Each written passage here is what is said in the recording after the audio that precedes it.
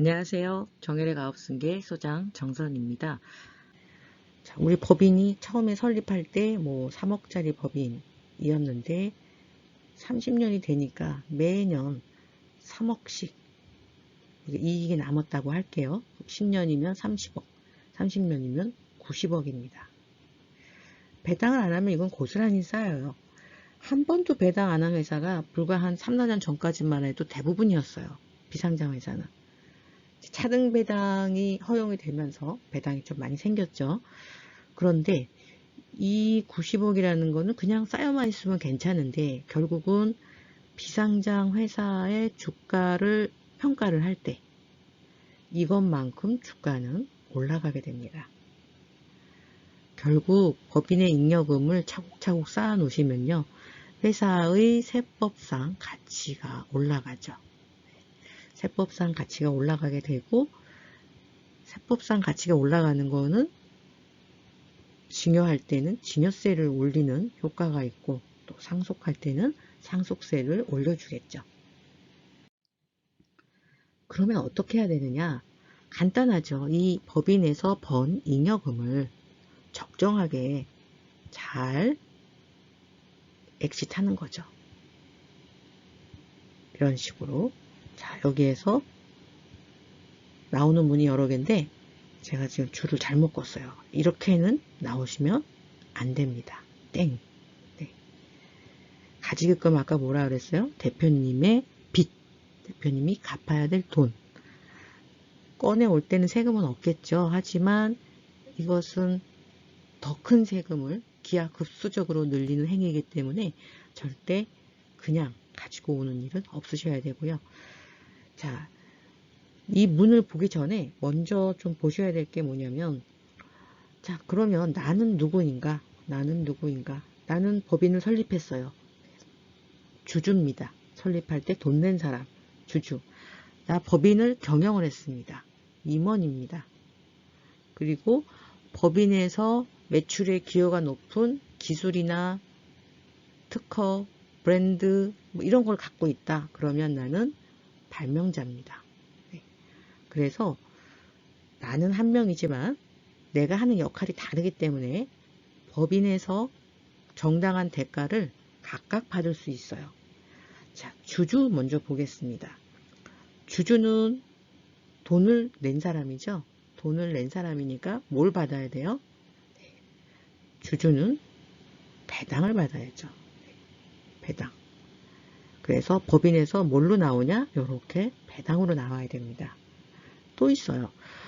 주주가 나 이제 더 이상 배당이고 뭐고 필요 없고 이 주식을 내가 투자했는데 이거를 좀 현금화하고 싶어.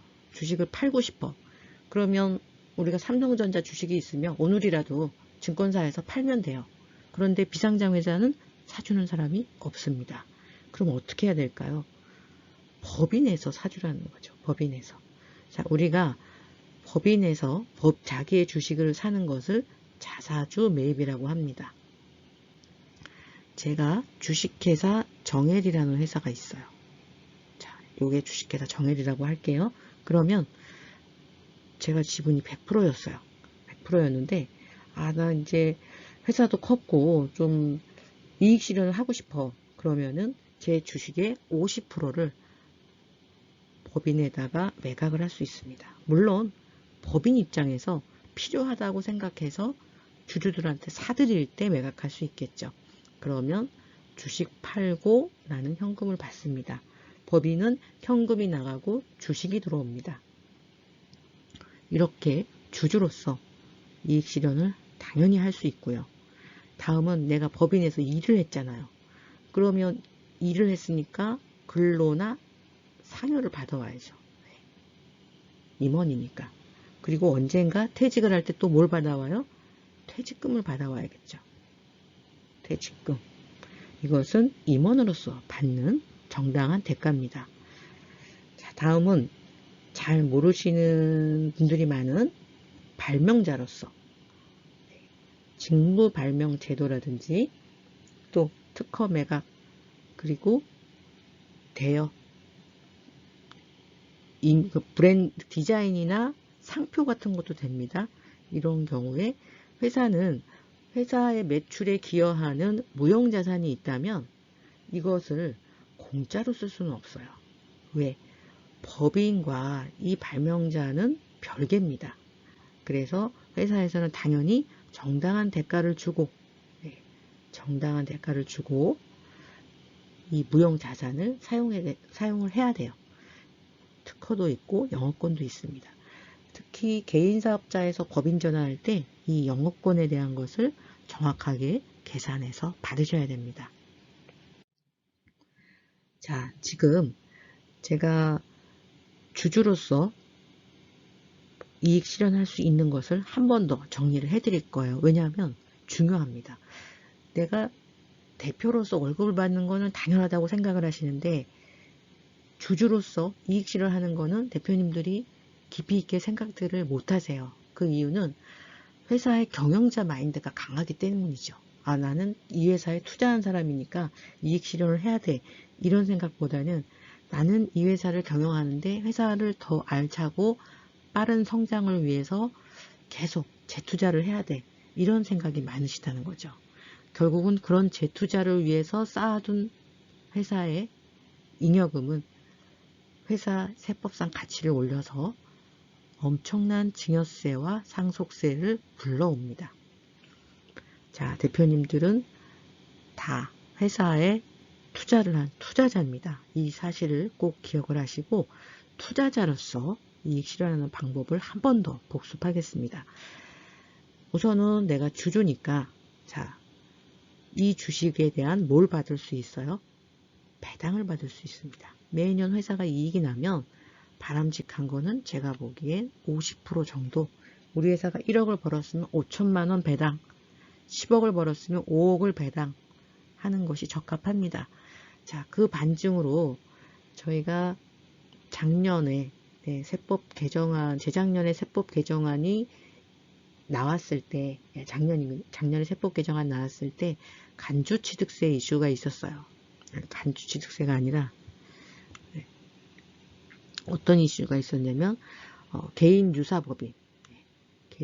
유사법인 간주배당. 즉 무슨 소리냐? 특수관계인 지분이 50% 이상이면 개인으로 보고 배당을 50%를 안 했어도 50% 한 걸로 보겠다. 이런 법안이 있었죠. 그런데 통과는 되지 않았어요. 다행히. 또 언제 나올지 몰라요. 즉 50%는 주주 몫이라는 거예요. 세법에서 봤을 때 주주 몫이라고 보는 거고, 물론 전부가 주주 몫이죠. 근데 적어도 해마다 주주한테 50%는 줘야 된다라고 보는 겁니다. 그래서 주주로서 나는 50%의 배당을 받을 수 있습니다. 자, 다음은 양도입니다. 양도. 주식을 팔아서 판 대금을 받을 수 있죠. 아니면 내 주식을 물려줄 수 있어요. 이것을 우리가 승계라고 하죠. 자, 그런데 그때 배당을 안 하면 결국은 승계할 때 뭐가 높아져요? 증여세. 또 상속이 발생하면 상속세가 높아지죠. 자, 그리고 대표님들이 좀 익숙하지 않은 게 있어요. 자본거래. 자본거래를 통해서, 그러니까 즉 주식으로 인해서 회사에 쌓인 잉여금이 있어요. 우리가 사업으로 인해서 늘어난 이익 잉여금이 있고요. 또 이 자본금으로 인해서 늘어난 잉여금이 있습니다. 대표적으로 우리가 중간에 신주 발행을 할 때 액면으로 하지 않죠.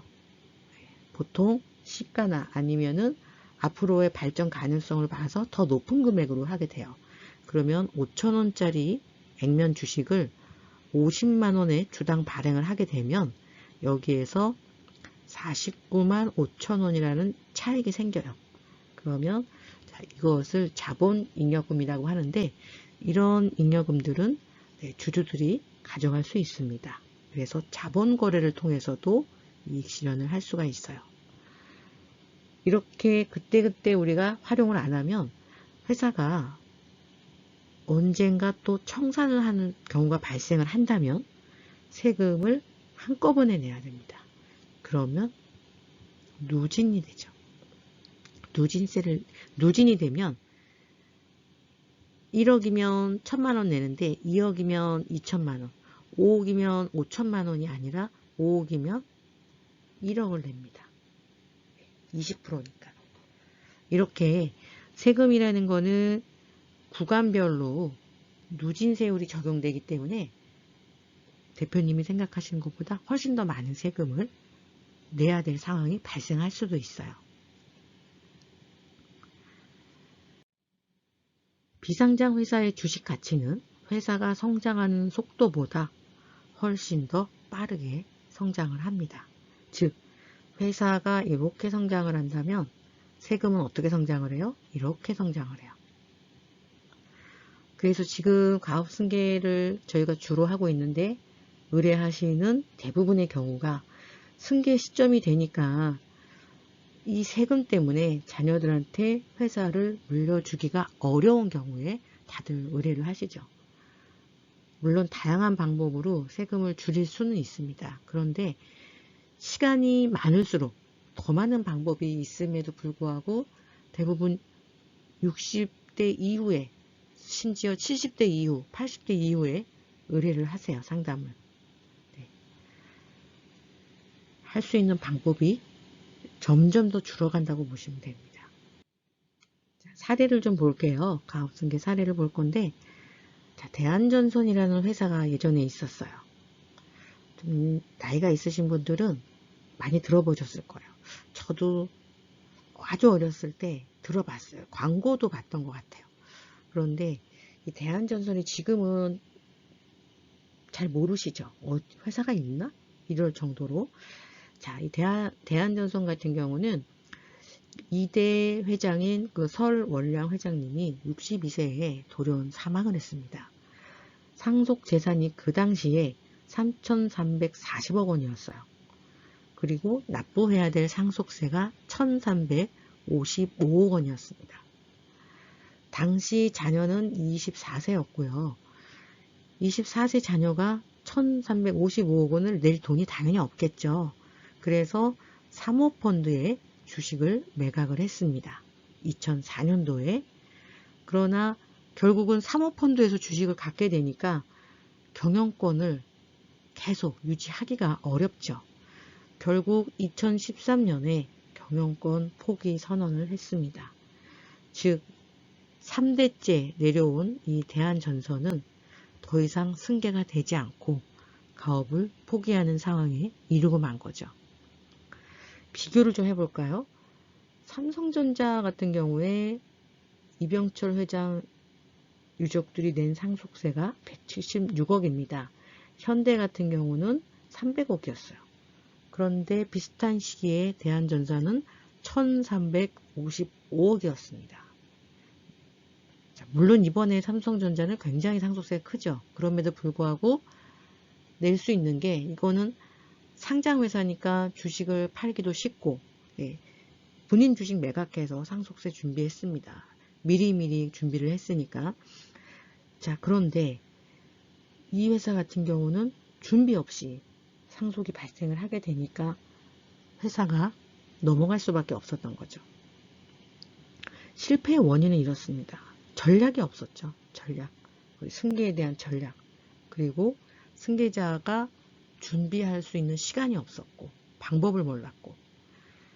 자, 그런데 자, 우리나라에서도 모범적으로 승계를 잘한 회사가 있습니다. 전 국민 집에 하나씩 있는 쿠쿠 밥솥. 자, 쿠쿠전자 같은 경우는 장남은 경영권을 승계받았고요. 차남은 주식을 팔고 현금을 받았습니다. 그러면 쿠쿠전자가 큰 회사인데 어떻게 이런 큰 회사를 세금 걱정 없이 회사를 넘겼을까? 아버지는 원래 쿠쿠전자의 밥솥을 만드는 회사를 했죠. 그래서 제품 개발에 집중을 했습니다. 즉 제조회사인 거죠. 자, 아들은 유통을 했습니다. 이 밥솥을 판 거죠. 전략적으로 마케팅을 한 거죠. 그래서 정말 많이 판매를 했죠.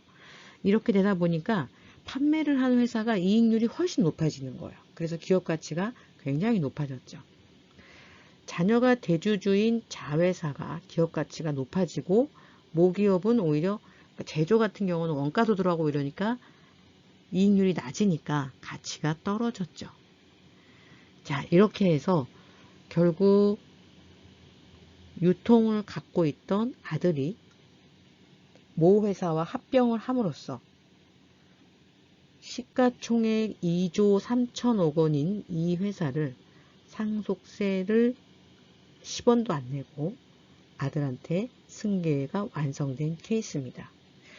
자, 성공 요인은 뭘까요? 전략이 있었다는 거죠. 그리고 또 하나 시간이 있었다는 거예요. 이렇게 유통회사를 성장시키는데 하루아침에 되지 않죠.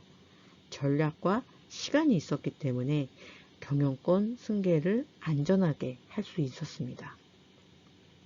지금 방송 보시는 대표님들 회사가 크든 작든요. 이런 전략이 없다고 하면은 내가 평생 일궈놓은 회사를 엉뚱하게 다른 데다가 줄 수밖에 없습니다. 결국 세금 때문에 회사가 넘어가는 경우도 적지 않습니다. 이렇게 전략 수립과 전략 실행을 통해서 충분한 시간을 갖고 실행함으로써 내가 원하는 승계가 완성될 수 있습니다. 오늘 영상 도움이 되셨다면 좋아요와 구독 그리고 알람 설정을 해 놓으시면 다음 영상 빠르게 보실 수 있습니다. 상담 예약은 010-5500-9632 혹은 영상 하단에 상담 링크가 있어요. 누르시고 신청하시면 가장 빠르고 정확한 상담이 가능하고요. 정일의 가업승계 연구소에는 저와 같은 프로젝트 매니저, 또 전략세무사들, 변호사들, 법무사들, 많은 전문가들이 대표님의 승계를 위해서 최선을 다하고 있습니다. 감사합니다.